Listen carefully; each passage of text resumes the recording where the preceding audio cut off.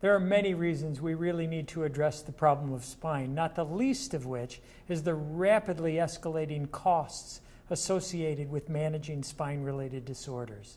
We're finding that the direct costs, that is those that are used to pay for care such as surgery and imaging and medication, is up in the upwards of $90 billion a year at last measure in the United States alone. It's now approaching, healthcare costs in general are approaching 17 to 18% of our GDP. Additionally, what we're finding is that the indirect costs of spine care, that is those associated with disability and impairment, are rising at an equal proportion to the direct costs. Some healthcare economists suggest for spine, it may be even as high as 1 to 5 times that of the direct healthcare costs. So we've got enormous costs. A second common reason is wide variation in the delivery of spine care services. We find that this is geographically distributed. We find that it's distributed with variation among different professions. We find that even intraprofessionally and within one specialty, we're finding wide variation in the way healthcare is delivered. A third common problem is that we're seeing guideline discordant care. That is, healthcare providers know what best evidence is, but just aren't incorporating it. And certainly one of the biggest problems we face in the United States is the rapidly escalating use of prescription narcotics, opiates, for the management of pain.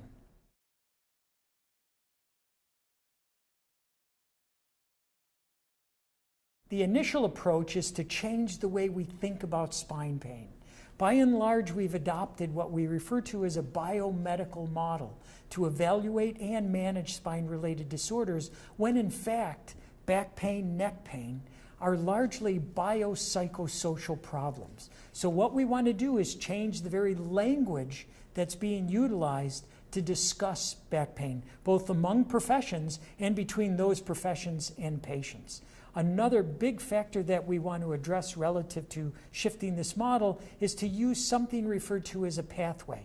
A pathway becomes a strategy to help you overcome some of the barriers to implementing best evidence into practice. We can even take that model of a pathway, which usually works within a healthcare organization, and expand it into a platform. If we think as best evidence being applied within a healthcare organization as a pathway, if you take that model and apply it in a community, we refer to that as a platform.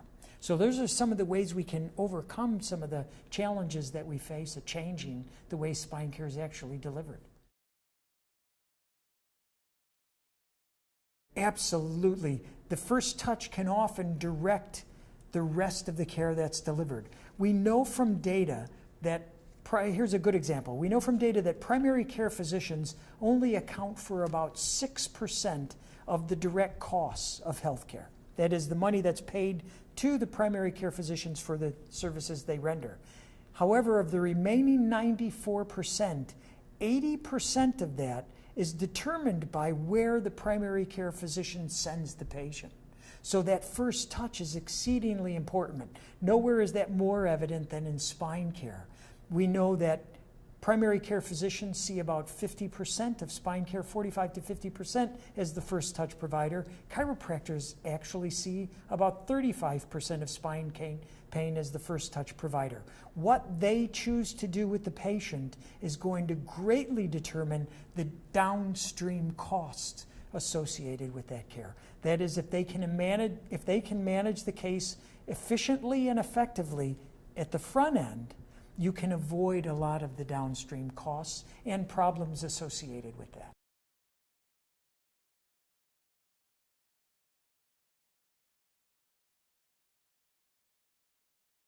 Absolutely. The language that the first touch provider utilizes, and that is if they reduce some of the psychological problems associated with spine pain, which as I mentioned is a biopsychosocial problem, you can actually improve both the clinical outcome and the costs associated with delivering that care. So what you do in that first touch greatly impacts the outcome of the case.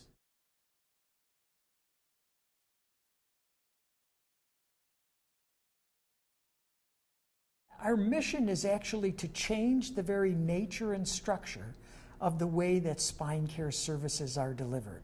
We think by utilizing tools like a best practice care pathway, by utilizing a best practice spine platform, by using tools like relational coordination, which involves shared goals, shared knowledge, mutual respect, and communication that's frequent, timely, accurate, and problem solving, will all help to change the way spine care is delivered. It's really important to provide training programs for the first touch providers, the primary care physicians, the chiropractors, the physical therapists, so that they can manage the case appropriately at the front end. It's about getting the right patient to the right provider at the right time.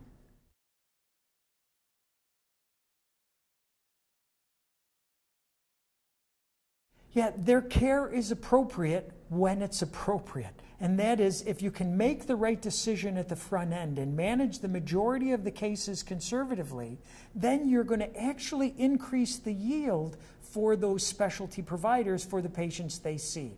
That is, if care is rendered more haphazardly and inappropriately, a surgeon might need to see 30 patients to find one who is an appropriate surgical candidate. When you manage it effectively at the front end, then they'll only need to see those patients who are really more appropriate for a surgical consult, and they might only need to see 10 patients before they get a surgical case.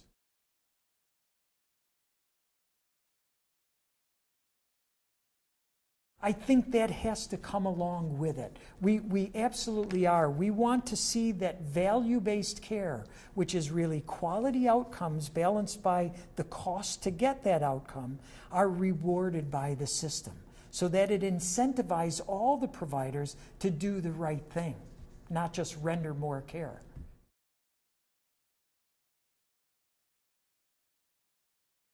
Yeah, it actually is working quite well. We've had implementations now within physician groups. We've had it in accountable care organizations, a physician hospital organization, a community implementation for a large medical insurance company, and in a couple of hospitals too. And in each of these environments, we've seen a reduction in the total costs for managing that case, less use of advanced imaging, and improvement in clinical outcomes. At first blush, when a specialist looks at the model, there is a little concern that, gee, it's going to reduce the patients who are coming to me. When they understand and appreciate that it actually is going to actually improve the yield on the number of patients who are getting the procedures they're offering, and they know that their time will be much more efficiently used, then they tend to appreciate the program. Additionally, one of the models that has come out of our work is what we've been calling a fast track pathway. And we can utilize that with both interventional pain management procedures and surgical procedures. That is, because of the collaboration and the sharing of communication and goals and knowledge, we can have our front-end practitioner, what we've been referring to as a primary spine practitioner, have a very quick engagement with an interventional pain management or a surgeon or a neurologist, such that they can expedite the whole process of getting the patient into that specialty provider when they really need to be there.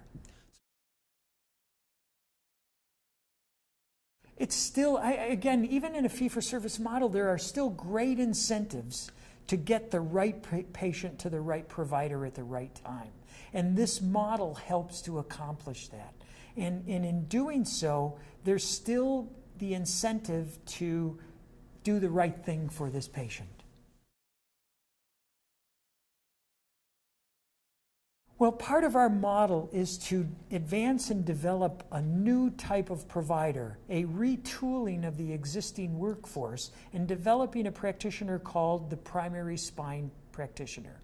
This primary spine provider is meant to not only be able to evaluate the majority of spine-related disorder cases, but manage the majority without the need for specialty referral, advanced imaging, or advanced medications. Above and beyond over-the-counter type. The primary spine provider network is a network for these like-minded individuals to come together and basically form a community. to share knowledge, to share cases, to share forms, to develop new strategies that are really beneficial at helping to manage spine-related disorders.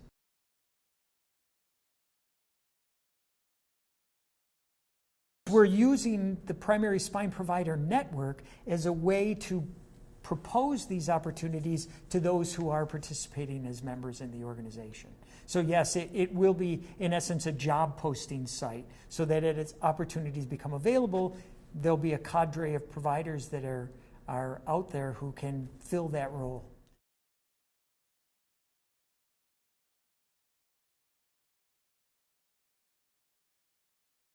No, it has the opportunity for doing both.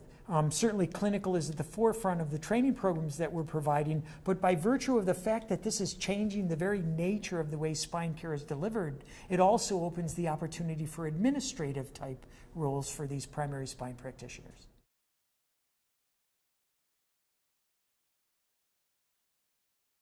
On our website, spinecarepartners.com and primaryspineprovider.com, we'll be posting a lot of information about training, about events that we're holding, and about the PSPN community, the Primary Spine Provider Network community.